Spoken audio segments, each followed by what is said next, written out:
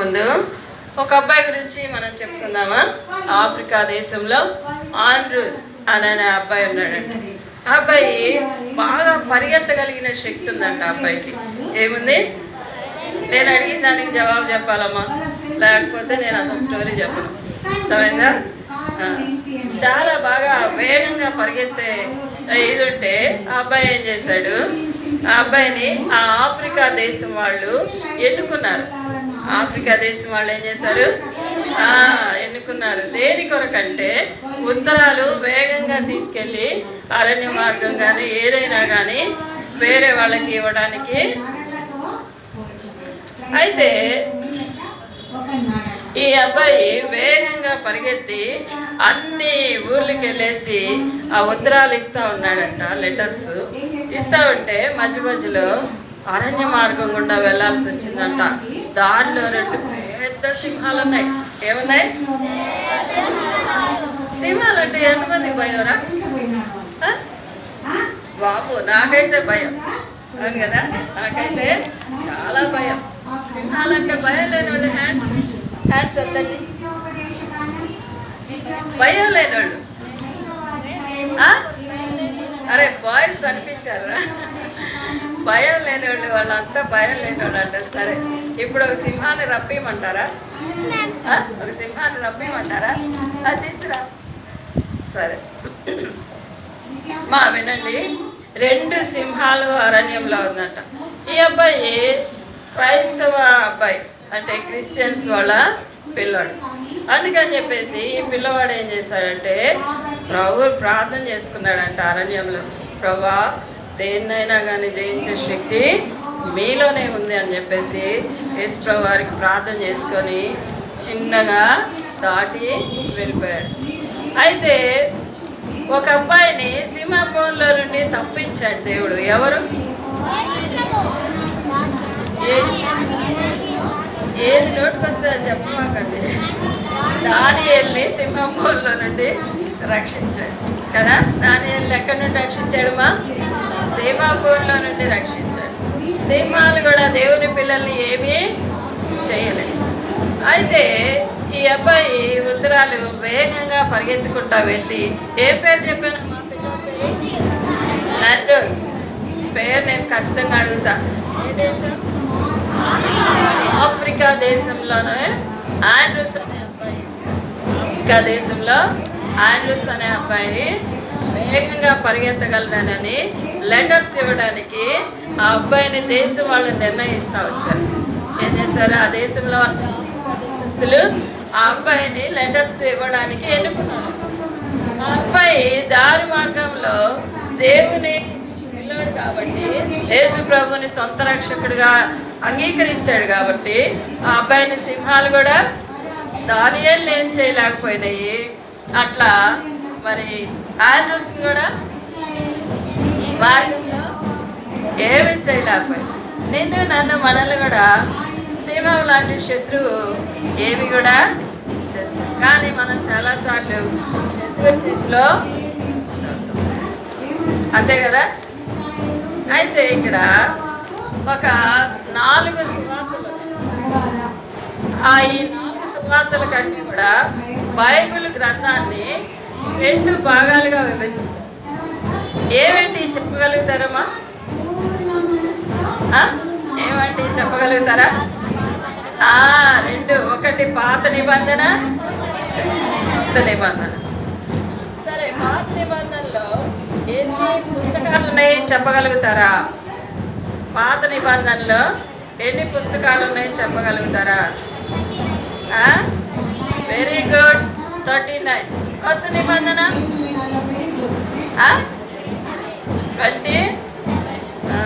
కొత్త నిబంధనలో 27, పాత నిబంధనలో 39 ఉత్తరాలు. ఇవన్నీ ఏమనుకోవాలా మనం? లెటర్స్. ఇవన్నీ కూడా ఆయా మరి మనుషుల్ని ప్రేరేపించి యేసుప్రభు వారు మన కొరకై కొన్ని ఉత్తరాలు, ఆండ్రూస్ని ఆఫ్రికా దేశస్తులు ఏ విధంగా ఎన్నుకుంటా వచ్చారో, మరి కొంతమంది దైవజనుల్ని కొంతమంది మనుషుల్ని ప్రేరేపించి యేసుక్రీస్తు ప్రభువారు కూడా మనకు కొన్ని ఉత్తరాలు 2 భాగాలుగా వివరించి రాస్తా వచ్చారు. అయితే పాత నిబంధన కాలమేమో యేసు ప్రభువారు పుట్టక ముందు జరిగిన సంగతులు, కొత్త నిబంధన కాలము యేసు ప్రభువారు పుట్టిన దగ్గర నుండి చనిపోయి తిరిగి లేచారు. అయితే యేసు ప్రభువారు పుట్టిన తర్వాత 4 సువార్తలు ఏమేంటి సువార్తలు చెప్పగలుగుతారమ్మా?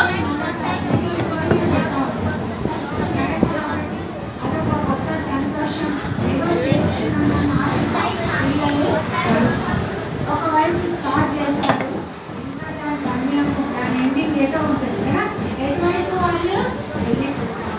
అట్లనే క్రైస్తవ యొక్క క్రీస్తులో మన యొక్క నడక కూడా అదే విధంగా, అంటే ఎటో పోవాలని కాదు, అయితే మనం ఇలా యేసు ప్రభువును ప్రేమించి ఆయన ఆజ్ఞలను అనుసరించి మత్తయి, మార్కు, లూకా, యోహాను కాకుండా మొట్టమొదట తల్లిదండ్రుల కంటే ఎక్కువగా ప్రేమిస్తే మత్తయి, లూకా, యోహాను ఈ 4 పత్రికలో ఏం రాయబడిందంటే, ఈ 4 పత్రికల్లో యేసు ప్రభువారు పుట్టిన దగ్గర నుండి యేసు ప్రభువారు, మీరు గట్టిగా మాట్లాడాలా, లేకపోతే నేను లెసన్ చెప్పను మీకు దాదా.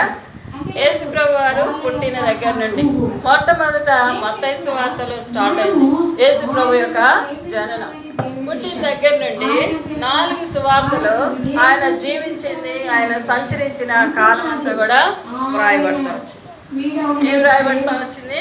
ఆయన జీవించింది, సంచరించిన కాలం అంతా కూడా రాయబడతా వచ్చింది.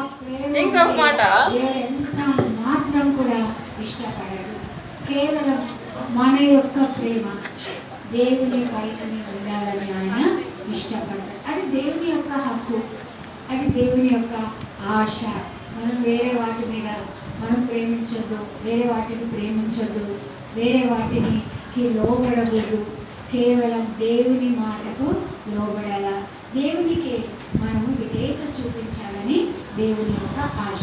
నూతన కొత్త నిబంధనలో కూడా ఇంకోటి, ఈ 4 సువార్తల తర్వాత అపోస్తుల కార్యం ద్వారా ఏం రాయబడతా వచ్చిందంటే, అందరు జాగ్రత్తగా వినాల.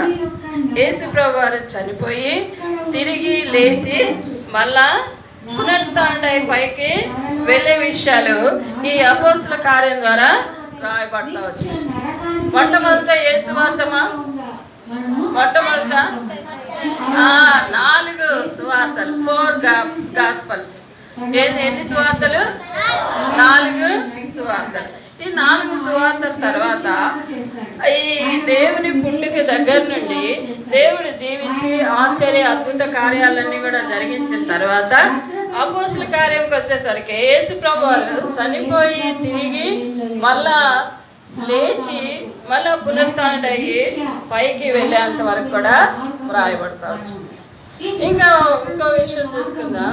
ఇక్కడ పౌలు గారు కూడా కొన్ని ఉత్తరాలు రాస్తా వచ్చారు. పౌలు గారు కూడా ఏం చేశారమ్మా? కొన్ని ఉత్తరాలు రాస్తా వచ్చారు. పౌలు గారు ఎట్లా ఉంటారో ఆ దినాల్లో మనం చూసామా? చూడలేదు ఎవరు. కానీ పౌలు గారు ఇలా ఉంటారు అని ఊహించుకోవటమే బొమ్మ. చూడండి ఇక్కడ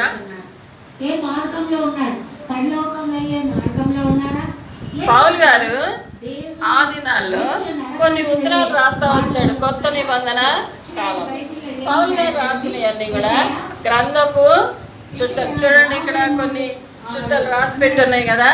ఆ దినాల్లో గ్రంథపు చుట్టలు ఎట్లా ఉంటాయంటే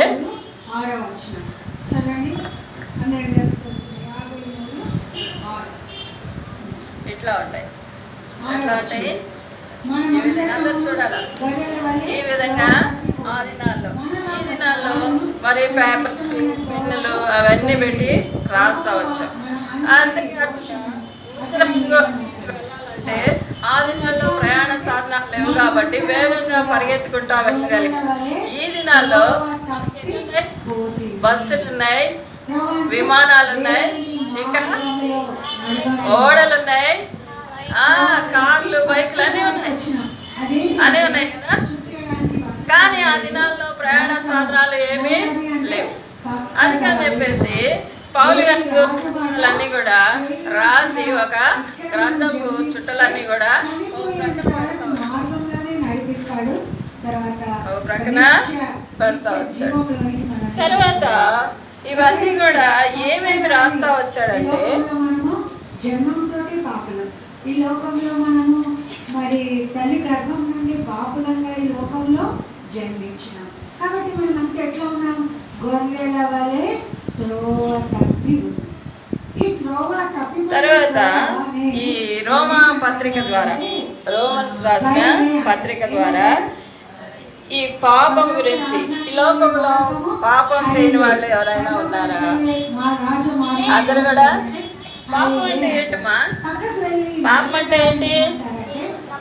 అబద్ధం చెప్పినా పాపమే, బుద్ధి మాటలు తిట్టినా, దొంగదనం, అసూయ, ద్వేషం, వాళ్ళ పుస్తకాలు వీళ్ళు, వీళ్ళ పుస్తకాలు వాళ్ళు, మార్క్స్ ఎక్కువ వచ్చినాయంటే వాళ్ళకి నాకంటే ఎక్కువ మార్క్స్ వచ్చినాయా అని చెప్పేసి ఎంత గొడవ ఉంటుంది కదా. అట్లాంటి అవన్నీ కూడా ఏంటి? పాపం. పాపం అనగా ఏంటి? ఇప్పుడు చెప్పే కదా, ఇవన్నీ కూడా పాపమే. ఇవన్నీ కూడా అబద్ధాలు చెప్పకూడదు. పాట ఒకటి ఉంది, అబద్ధాలు చెప్పొద్దు నిజమే చెప్పాలి. వచ్చే పాట ఇది. అబద్ధాలు చెప్పకూడదు, నిజమే చెప్పాలి. అయితే ఈ అబద్ధాలు, దొంగతనాలు ఇవన్నీ కూడా పాపానికి రోమా పత్రిక 3వ అధ్యాయం ద్వారా ఈ లోకంలో పాపంలో మరి ఉన్న మనల్ని, మన కొరకు యేసుక్రీస్తు ప్రభువారు ఏం చేశారు? ఈ లోకానికి వచ్చారు, మరణించి తిరిగి లేచారు. లేచిన తర్వాత ఎట్లా అయ్యారని చెప్పి చెప్పుకున్నాం. మళ్ళా తిరిగి ఆరోహణమై పైకి వెళ్ళిపోయారు. అయితే ఈ పాపము అనేది రోమీలకు రాసిన పత్రికలో, రోమన్స్ పత్రిక, ఈ రోమా పత్రిక, ఈ రోమా పత్రికలో ఉత్తరం ద్వారా ఎవరమ్మ రాసింది? వెరీ గుడ్, పౌలు గారు రోమా పత్రికలో ఈ పాపం గురించి రాస్తా వచ్చాడు. తర్వాత రోమీలకు రాసిన పత్రిక తర్వాత ఇంకేముందమ్మా? కొరింథీయులకు రాసిన, కొరింథియన్స్, అవునా?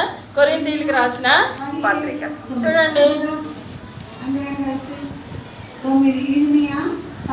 కొరింథియన్స్ లో ఎన్ని పత్రికలు ఉన్నాయి? మొదటి పత్రిక, ఇవి 2 ఉత్తరాలు రాస్తా వచ్చారు. ఇవన్నీ కూడా కొన్ని ఉత్తరాలు ఎవరు రాశారమ్మా? పౌలు గారు రాశారు. కొన్ని ఉత్తరాలు ఎవరు రాశారు? పౌలు గారు రాశారు. కొరింథీయుల తర్వాత ఏంటి? కొలొషియన్స్. దానిని బాగు చేసేవాళ్ళు ఎవరు కూడా, దాన్ని గ్రహింపగలిగిన వాళ్ళు ఎవరు? కొలొషియన్స్. ఒకవేళ హార్ట్ నిజంగా మన గుండె ఇవన్నీ వరుసగా చదవటం వచ్చా మీకు? గలతీయులకు రాసిన పత్రిక, కొరింథీయులకు తర్వాత ఏ పత్రిక ఉంది? గలతీయులకు రాసిన పత్రిక. గలతీయులకు రాసిన పత్రిక తర్వాత ఏముందమ్మా? ఏ పత్రిక? ఎఫెసీయులకు రాసిన. వేరు చేయలేక లంగ్ ఆ వాటర్ని లంగ్ లో తీసుకుంది, ఊపిరి ఆడడం లేదు. ఎఫెసీయులకు రాసిన పత్రిక. ఈ పత్రికలన్నీ కూడా దేవుని ఆత్మావేశం వల్ల మరి కలిగినాయి. ఇప్పుడు ఇవన్నీ కూడా మన కోసము రాస్తా వచ్చారు. ఎవరు రాసింది? పాపములో, పుట్టుకతోనే పాపంలో ఉన్న మనల్ని జ్ఞాపకం చేసుకొని యేసుక్రీస్తు ప్రభువారు మన పాపముల కొరకు మనకు రావాల్సిన శిక్ష అంతా కూడా ఏం చేశాడు? ఆయన మీద వేసుకుంటా వచ్చాడు. ఆయన మీద వేసుకొని ఆయన శిలువలో మరణించాడు.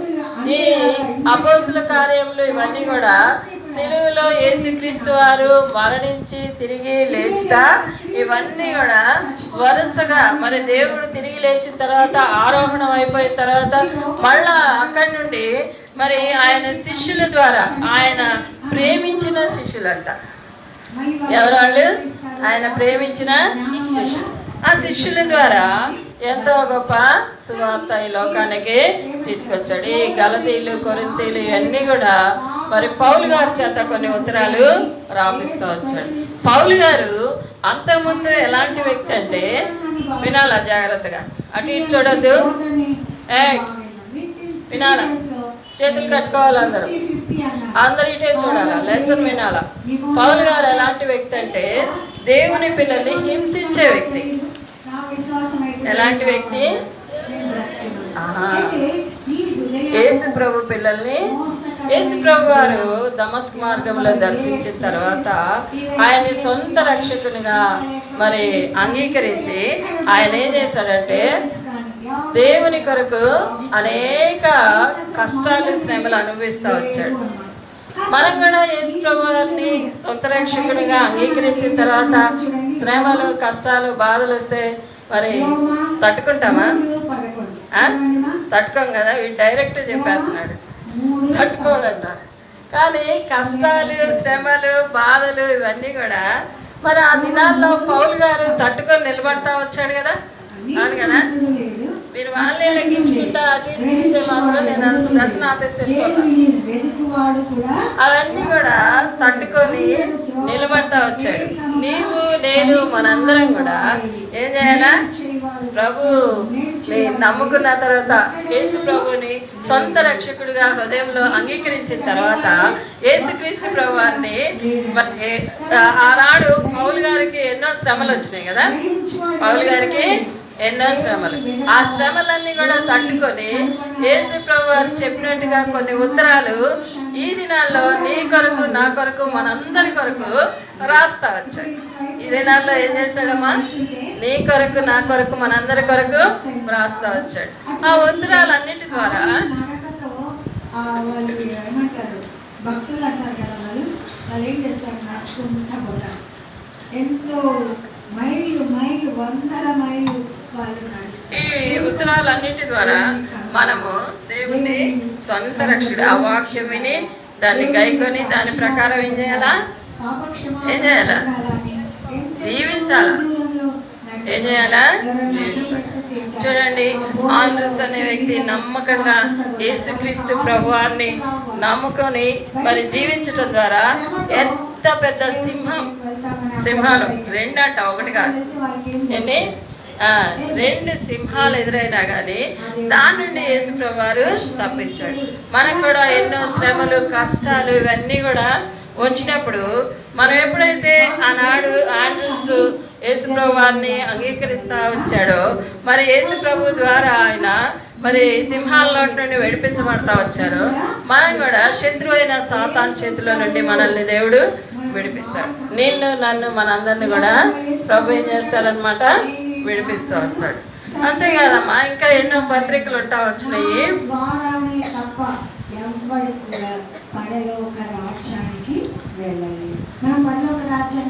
నెక్స్ట్ ఎఫెసియన్స్ తర్వాత ఫిలిప్పీలకు రాసిన పత్రిక. ఫిలిప్పీలకు రాసిన పత్రిక తర్వాత ఏముందమ్మా? కొలస్సీ. Very good. కొలస్సీలకు రాసిన పత్రిక. చూడండి, ఇంకా వరుసగా మరి ఇవన్నీ ఉత్తరాలు మన కొరకు యేసుక్రీస్తు ప్రభువారు రాస్తా వచ్చాడనమాట.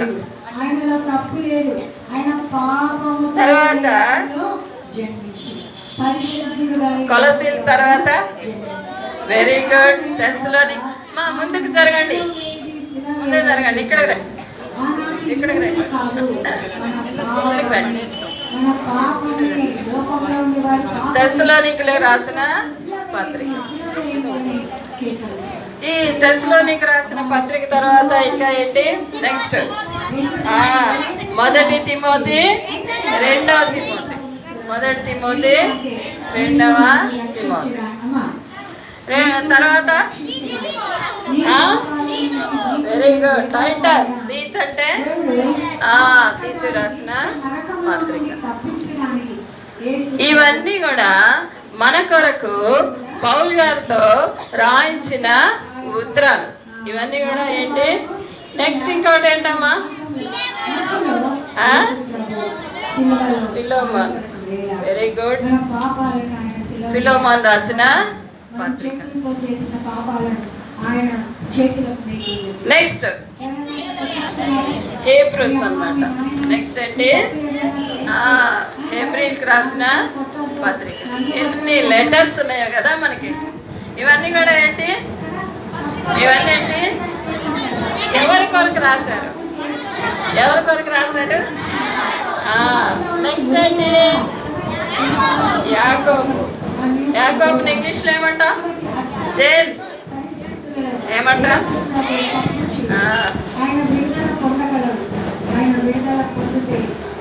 Next next first Peter, second Peter.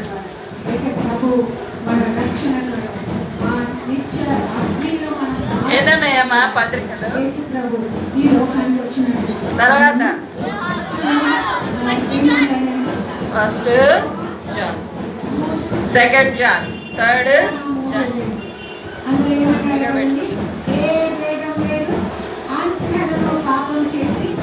Next యూదా. లాస్ట్ ముఖ్యమైన పత్రిక ఒకటి ఉందమ్మా. Very good, revolution.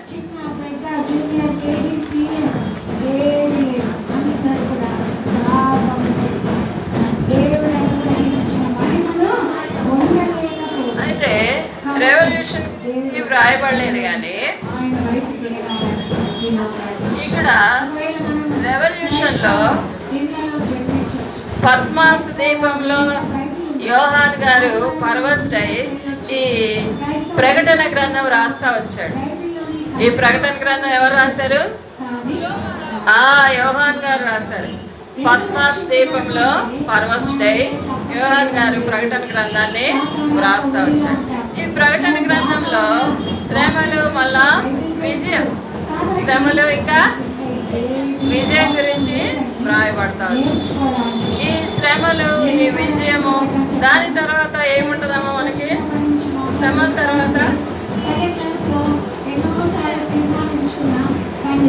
తర్వాత విజయం వచ్చిన తర్వాత ఆ శ్రమలు చక్కగా అనుభవించినప్పుడు మనకి ఒక కిరీటం.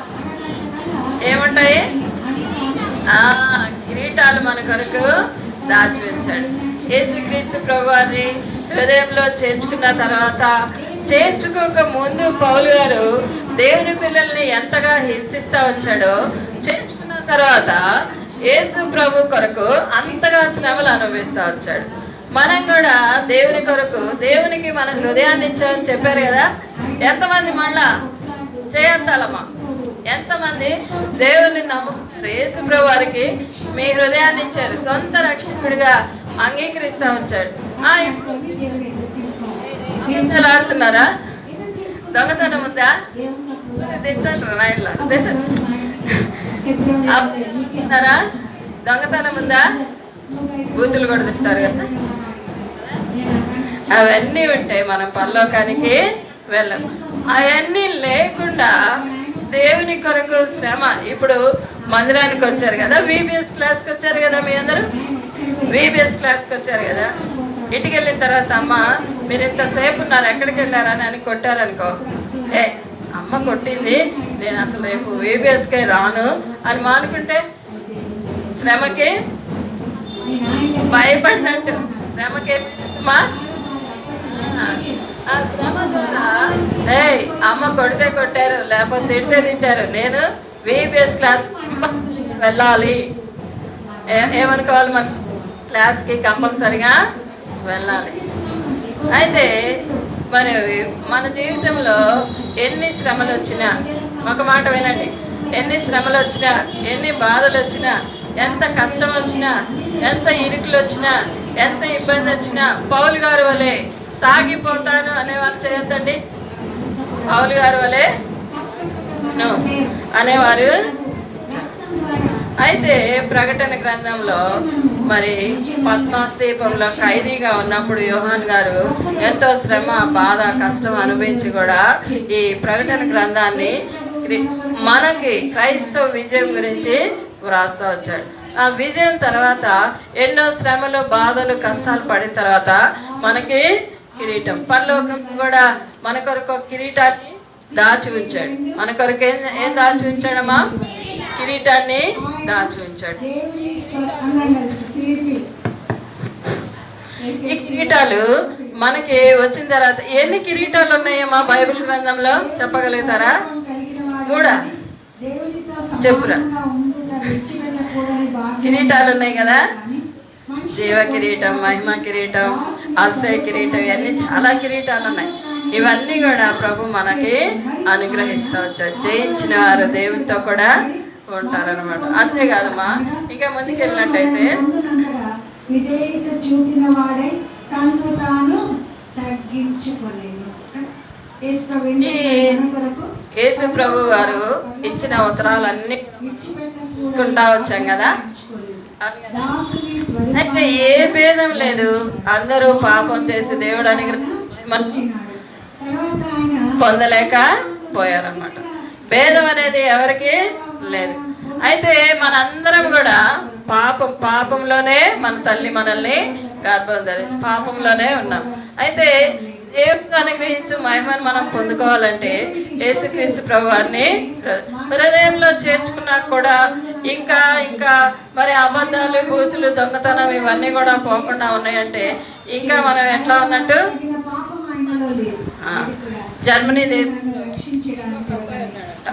జర్మనీ దేశంలో ఇంకొక అబ్బాయి, ఆ అబ్బాయి చాలా ఉన్నత అబ్బాయి, ధనవంతుడు. ఎవరు? ధనవంతుడైన ఈ అబ్బాయి ఎంత ఇదిగా ఉన్నాడంటే యేసు ప్రభుని హృదయంలోకి చేర్చుకున్న తర్వాత అనుకున్నాడంట. ఏమని అనుకున్నాడంటే, యేసు ప్రభువా, నువ్వు నా హృదయంలోకి రా, నువ్వు నా హృదయంలో నివసించు అని చెప్పేసి అనుకున్నది కాకుండా ఒక పేపర్లో రాసుకున్నాడంట. ఏం చేశాడు? పేపర్లో రాసుకున్నాడు. ఆ అబ్బాయి పేరు మన కొరకు ఆయన రాను మీద మన పాపాలను మోస్తున్నాడు. భరింపరాని శిక్ష, పాపపు శిక్షను. ఆ అబ్బాయి పేరేంటి? Count Jan dwarf. ఆ అబ్బాయి ఒక పేపర్ మీద రాసుకొని యేసు ప్రభు వారికి ఇప్పుడు ఇవన్నీ కూడా ఉత్తరాలు కదా, అవును కదా, యేసు ప్రభు వారికి నేను కూడా ఉత్తరం రాస్తాను. ఎందుకు? నా హృదయంలోనికి యేసు ప్రభు వారిని చేసుకుంటాను అని చెప్పేసి ఆ ఉత్తరాన్ని ఒక కవర్లో పెట్టి కిటికీలో నుండి వదిలేశాడంట. వదిలేస్తే ఏమైంది? అది గాలికి కొట్టుకొని పోయింది. కానీ ఆ జర్మనీ దేశంలో ఉన్న అబ్బాయికి హృదయాన్ని ఎప్పుడైతే ప్రభు కొరకు తెరిచాడో, హృదయంలోకి ప్రభు కాగితంలో ఏం లేదు కానీ యేసు ప్రభు వారే జీవిస్తూ వచ్చాడు. అట్లా నీవు నేను మనందరం కూడా ఎన్నోసార్లు మరి ఇంట్లో అమ్మోళ్ళకి కూడా తిరుగుబాటు చేస్తాం కదా. పాపం వల్ల వచ్చే జీతము మరణం. అయితే ఈ మరణం నుండి తప్పించడానికి మన శిక్ష యావత్తు యేసు ప్రభు వారు ఆయన మీద వేసుకొని మనల్ని విడిపించే నిమిత్తమై ఈ లోకానికి వచ్చాడు. ఆయన జీవించిన కాలం చెప్పండి, ఆయన జీవించిన పుట్టుక దగ్గర నుండి ఎన్ని పత్రికలు రాశారమ్మా? ఎన్ని పత్రికలు? 4. ఏమేంటవి? మత్తయి, మార్కు, మార్కు, నెక్స్ట్